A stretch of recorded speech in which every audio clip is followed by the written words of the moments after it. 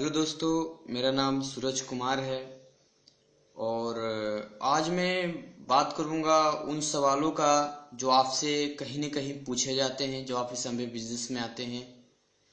तो आखिर वो कौन कौन से सवाल हैं जो हमारे सामने कहीं भी किसी वक्त और कोई भी प्रस्फोटनिंग करने के वक्त हमारे ड्यूरिंग हमारे से पूछे जाते हैं और कभी कभी हम उनका सही से जवाब नहीं दे पाते हैं। तो हमें पहले से मेंटली प्रिपेयर होना चाहिए उन सवालों का जवाब देने के लिए। तो कुछ सवाल हैं, गिनती के सवाल हैं जो हमसे पूछे जाते हैं, गिनती के सवाल हैं जो आपसे पूछे जाते हैं। ऐसा नहीं है कि बहुत ज़्यादा है। देखिए, पहला है टाइम नहीं है, लोग बोलेंगे। दूसरा, कभी और देखता हूँ। फिर दूसरे मल्टीलेवल मार्केटिंग कंपनियों में किया लेकिन उसमें कुछ नहीं हुआ। हमने पहले एमबीए बिजनेस किया था, हमारे जानने वाले ने किया था लेकिन उसका कुछ नहीं हुआ। फायदा क्या है, सैलरी क्या है, इसमें प्रोडक्ट्स बहुत महंगे हैं, मेंबर चेन स्कीम है, हमारे छोटे छोटे बच्चे हैं, हम कैसे बिजनेस कर सकते हैं, अपने बस की बात नहीं है, बाद में सोच के बताऊंगा, मैं तो समझ गया आगे कैसे बताऊंगा, मुझे सब पता है, पहले तुम करके दिखाओ फिर मैं करूंगा, आपको कितना मिल रहा है, मेरी तो अच्छी नौकरी है, मैं साबुन तेल नहीं बेच सकता, बार बार मीटिंग में नहीं जा सकता, पहले करने वाले कर गए। ऐसे बहुत सारे सवाल और भी हो सकते हैं, पर जनरली यही 20 सवाल हैं जो किसी न किसी रूप में हमारे पास घूम कर आते हैं। तो मैं आज कोशिश करूंगा इन सवालों के जवाब देने की, जिससे आप मेंटली प्रिपेयर होकर कहीं भी किसी से बेहिचक बात कर सके। एक बात मैं फिर से क्लियर कर दूं, यदि लोग आपसे सवाल करते हैं तो वहां पे वो इंटरेस्टेड है तभी सवाल कर रहे हैं, ऑब्जेक्शन खड़े कर रहे हैं। वो रिजेक्शन नहीं कर रहे हैं, रिजेक्ट नहीं कर रहे हैं। Objections are not rejection. Objection rejection नहीं होता है। वो इंटरेस्टेड है तभी आपसे पूछ रहे हैं, किसी वजह से कोई ना कोई कारण है जिससे वो बिजनेस करने में उन्हें कठिनाई हो रही है। वो करना तो चाहते हैं पर कर नहीं पा रहे हैं, इस वजह से वो सवाल आपके सामने रख रहे हैं। तो आपको जिम्मेवारी बनती है कि आप उनके सवालों का सही सही जवाब दे सकें और आपको इसके लिए सीखना होगा। तो आज मैं देखता हूँ वीडियो में। पहला जो बहुत कॉमन सवाल है, टाइम नहीं है। देखिए, ये जो है हर किसी के पास, तो थोड़ा बहुत भी बिजी होता है वो बोलता है हमारे पास टाइम नहीं है, हम इस बिजनेस को कैसे कर सकते हैं। आप उन्हें बड़ा सिंपल बता सकते हैं कि देखिए, बिजनेस ऐसा नहीं है कि जैसा आप सोच रहे हैं। इस बिजनेस में आपको वैसा नहीं जैसा कि आप जॉब में 8 से 10 घंटे देते हैं उसके बावजूद रोज जाते हैं, ये इसमें ऐसा कुछ नहीं। इसमें ना कोई आपका बॉस है, ना ही कोई पाबंदी है। आप खुद बिजनेस के मालिक ही, आपको अपना बिजनेस है। और अगर मैं छोटा सा एग्जांपल लूं कि अगर कितना भी रोज बिजी कोई हो, रात को 10 बजे भी आता हो तो भी आधा घंटा समय दे सकता है। अगर वो हर दिन आधा घंटा समय सीडी डीवीडी सुनने, कुछ किताबें पढ़ने, अपलाइन के कांटेक्ट में रहकर सीखने में अगर कुछ महीने लगाए, सप्ताह में 6 दिन 3 घंटे दे सकता है। वो संडे को प्रोस्पेक्टिंग कर सकता है, लोगों से बात कर सकता है। पूरे महीने में 4 संडे होते हैं और हर हफ्ते अगर 3 घंटा वो सीखने में देता है तो 12 घंटे देगा वो एक महीने में। इस तरह से 12 घंटे सीखने में लगा सकता है वो, और बाकी संडे को संडे एमबीए की मीटिंग अटेंड कर और लोगों से बातचीत कर अपने बिजनेस को आगे बढ़ा सकता है। कितना सिंपल बिजनेस है। तो इसमें कोई इश्यू ही नहीं है, उनके पास टाइम नहीं है।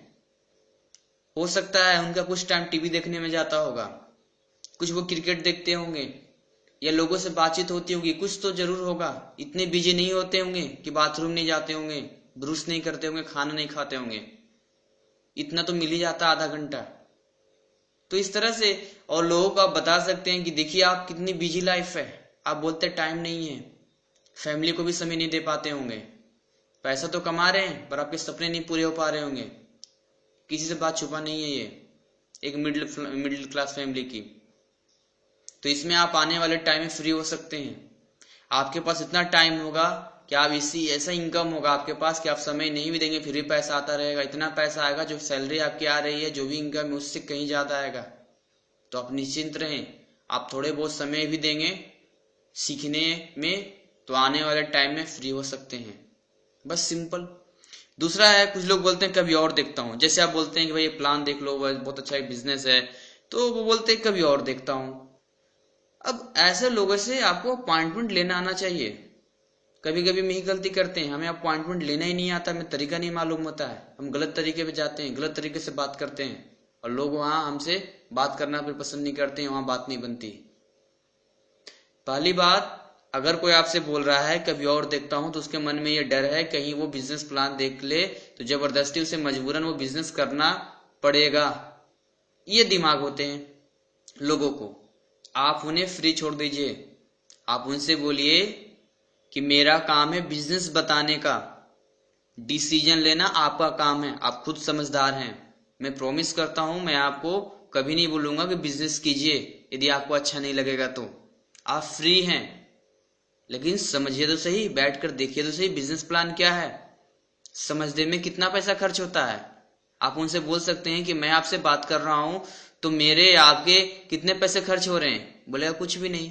तो एक दिन बैठिए, संडे मंडे ट्यूसडे वेडनेसडे, किस दिन आपको टाइम मिलता है 15-20 मिनट में समय लूंगा और मैं आपको बैठकर इस बिजनेस के बारे में बताऊंगा। वो बात अलग है कि वो 1 घंटे दे देगा आपको, इंटरेस्टेड हो जाएगा जब आप बिजनेस प्लान दिखाएंगे, पर आपको बोलना क्या है 15-20 मिनट में समय लूंगा। तो इस तरह से अपॉइंटमेंट लेकर आप उन्हें प्लान दिखा सकते हैं और बाकी वो प्लान देखकर खुद डिसाइड कर लेंगे चीजों के बारे में।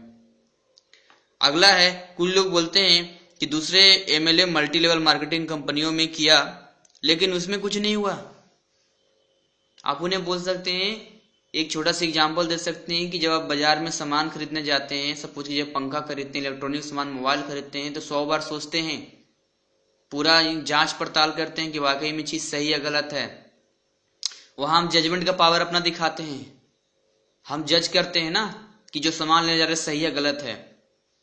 तो अगर बाजार में डुप्लीकेट भी है और ओरिजिनल भी है, अगर कोई डुप्लीकेट सामान खरीद ले, डुप्लीकेट चीजों में आ जाए, तो क्या इसका मतलब ओरिजिनल होते ही नहीं है? ये आपकी गलती है, आपने गलत चॉइस किया, या आपको जजमेंट करना चाहिए था उस समय। हाँ, अगर आपको लगता है कि इसमें उसी तरह से आप फंस सकते हैं तो आप उन्हें पूरा विश्वास दिला सकते हैं कि इस बिजनेस में आप आए, 1-2 मीटिंग अटेंड करें, कुछ सक्सेस प्रोफाइल्स देखें, आप इंटरनेट पर सर्च कर सकते हैं, उन लोगों से मिलवा सकता हूं जो ऑलरेडी पैसा बना रहे हैं। उसके बाद आपको जब पूरा विश्वास हो जाए तो फिर इस बिजनेस में आ सकते हैं। ऐसे लोगों को आप ऐसे जवाब दे सकते हैं। और कुछ लोग तो बड़े खतरनाक होते हैं, बोलते हैं हमने पहले MBA बिजनेस किया था। अब जैसे ही ऐसे लोग आपसे बोलते हैं कि हमने पहले MBA बिजनेस किया था, आप डर जाते हो, आपको लगने लगता है कि ये तो हमारा सीनियर निकल गया, हमसे ज्यादा जानता होगा MBA के बारे में, क्योंकि इन्होंने पहले MBA किया था। आप गलत सोच रहे हो, वो कुछ ज्यादा नहीं जानता आपसे।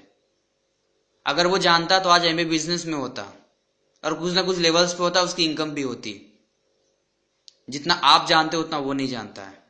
कहीं न कहीं वो सिस्टम में नहीं रह पाया, उसके मन में कुछ डाउट्स हैं, वो क्लियर नहीं हो पाए, या उसने कुछ गलतियां की होगी जिस वजह से उस बिजनेस को छोड़ दिया।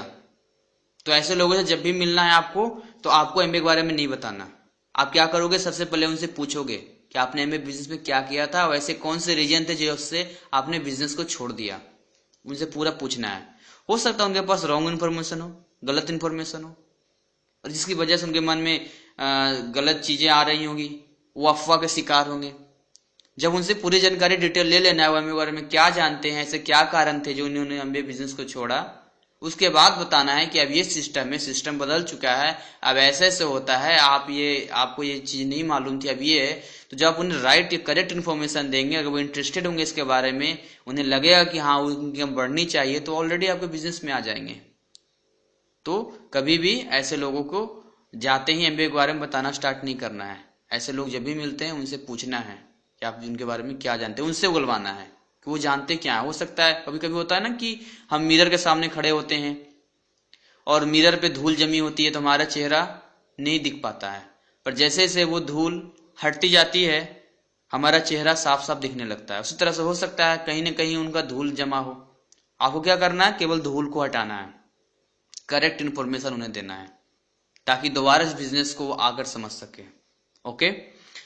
एंड अगला मैं बात करूं, कुछ बोलते हैं कि हमारे जानने वाले ने किया था लेकिन उसका कुछ नहीं हुआ। कुछ बोलते हैं ना हमारे मामा का लड़का ने किया था, हमारे मौसी लड़के ने किया था, फूफा ने ये वगैरह, चाचा ने किया था, ये वो वगैरह वगैरह, दोस्त ने किया था, पर कुछ नहीं हुआ, ये वो वगैरह वगैरह बोलते हैं। आप उनसे एक ही बात पूछ सकते हैं कि आपने 10वीं क्लास दिया एग्जाम, या 10वीं की क्लास में कुछ बच्चे फेल करते हैं, ऐसे हैं जानने वाले आपके जो 10वीं फेल कर चुके हैं? बोलेंगे हाँ हैं कुछ जानने वाले 10वीं फेल कर चुके हैं। तो आप उनसे पूछिए कि आपके जानने वाले हैं 10वीं फेल कर गए, तो क्या आप अपने बच्चे को, अपने परिवार को 10वीं के एग्जाम नहीं दिलवाएंगे क्योंकि आपके जानने वाले ने दिया था पर वो फेल कर गए? तो बोलेंगे नहीं दिलवाएंगे। क्यों?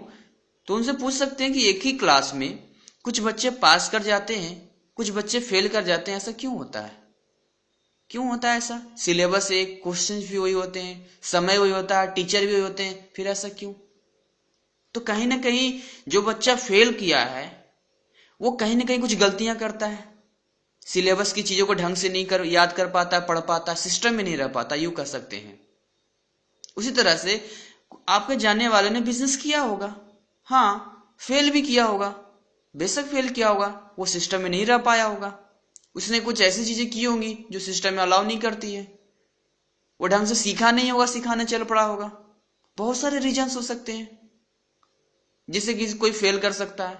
वो तो हर क्षेत्र में है, गाड़ी नहीं चलानी आती, सीखे नहीं, चलाने चल पड़े, कहां से? एक्सीडेंट ही तो होगा।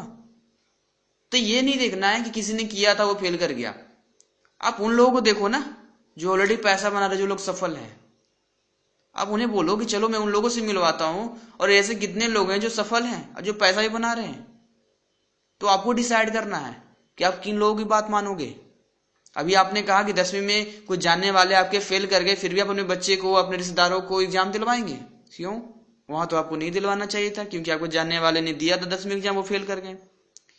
तो हमारा मेंटली, दिमाग से लॉजिक सोचना होगा कि कुछ लोग किसी में फेल कर जाते हैं, इसका मतलब ये नहीं कि वो फेल कर गए तो सब फेल कर जाएंगे, आप भी फेल कर जाओगे। नहीं, फेल तभी कोई करता है जब कोई गलती होती है, कोई सिस्टम में नहीं रह पाता है। ओके। एंड अगला मैं बात करूं, कुछ लोग बोलते हैं फायदा क्या है। अब जैसे हमारे सामने सवाल आते हैं फायदा क्या है, तो हम सोच में पड़ जाते हैं कि क्या हम जवाब